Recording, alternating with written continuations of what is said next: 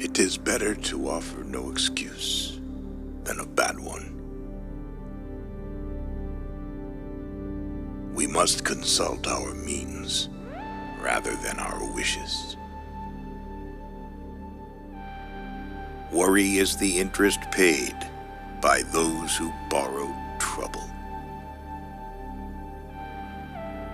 Decision-making, like coffee, needs a cooling process. If freedom of speech is taken away, then dumb and silent we may be led like sheep to the slaughter. A primary object should be the education of our youth in the science of government. Let your heart feel for the afflictions and distress of everyone. Be not glad at the misfortune of another, though he may be your enemy. Strive not with your superiors in argument, but always submit your judgment to others with modesty. Real men despise battle, but will never run from it. Individuals entering into society must give up a share of liberty to preserve the rest. 99% of failures are the ones who make excuses. A bad war is fought with a good mind. There is nothing so likely to produce peace as to be well prepared to meet the enemy. Be courteous to all, but intimate with few, and let those few be well tried before you give them your confidence.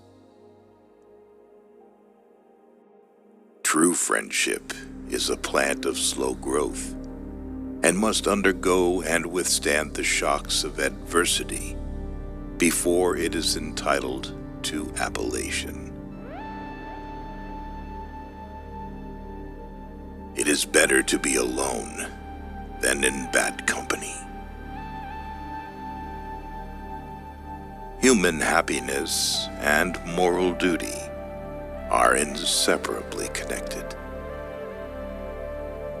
To persevere in one's duty and to be silent is the best answer to calumny.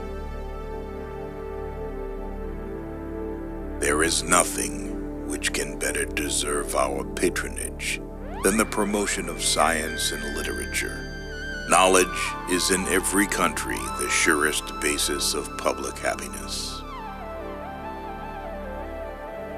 To be prepared for war is one of the most effectual means of preserving peace. Guard against the impostures of pretended patriotism. Labor to keep alive in your breast that little spark of celestial fire called conscience. Perseverance and spirit have done wonders in all ages. It is best to be silent, for there is nothing more certain than that it is at all times more easy to make enemies than friends. Associate yourself with men of good quality. If you esteem your own reputation, for 'tis better to be alone than in bad company.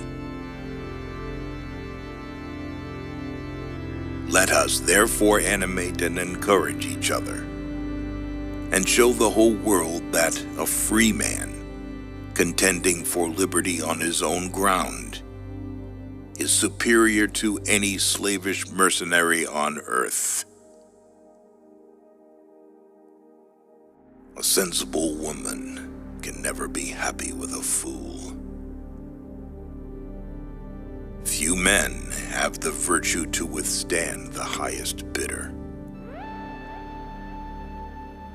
Happiness depends more upon the internal frame of a person's own mind than on the externals in the world. Experience teaches us that it is much easier to prevent an enemy from posting themselves than it is to dislodge them after they have got possession. The harder the conflict, the greater the triumph.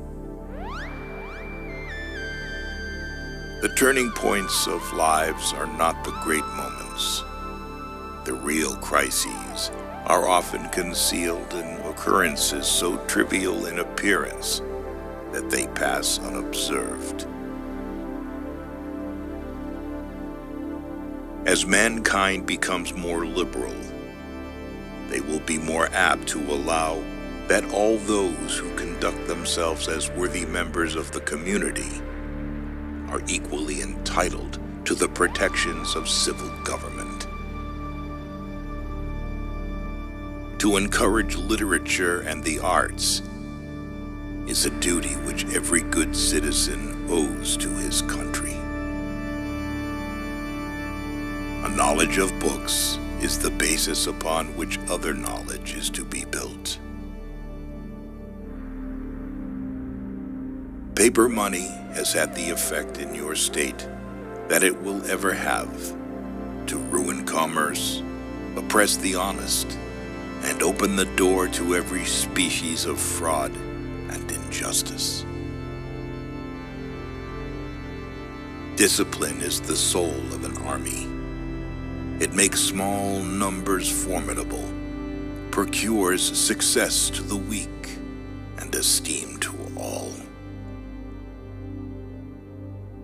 Those who have committed no faults want no pardon. We are only defending what we deem our indisputable rights. We should not look back unless it is to derive useful lessons from past errors, and for the purpose of profiting by dearly bought experience.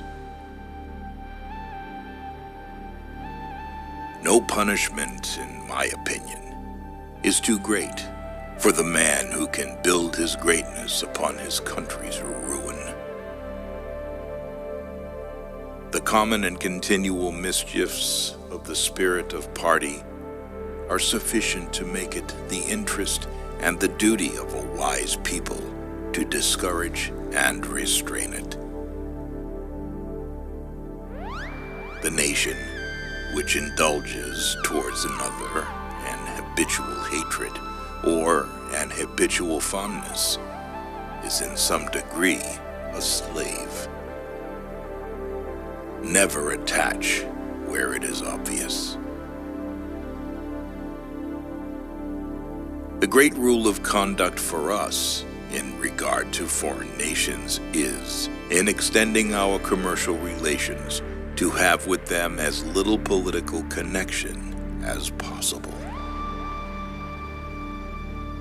Government is not reason. It is not eloquence. It is a force, and force, like fire, is a dangerous servant and a fearful master. In a good family, the husband is blind, and the wife is deaf. If to please the people, we offer what we ourselves disapprove of, how can we afterwards defend our work? Let us raise a standard to which the wise and honest can repair. The rest is in the hands of God. Avoid a man who pretends to be your friend. Freedom and property rights are inseparable. You can't have one without the other. Nothing is more essential than that permanent inveterate antipathies against particular nations, and passionate attachments for others should be excluded. It is substantially true that virtue or morality is a necessary spring of popular government. The rule, indeed, extends with more or less force to every species of free government. Religious controversies are always productive of more acrimony and irreconcilable hatreds than those which spring from any other cause.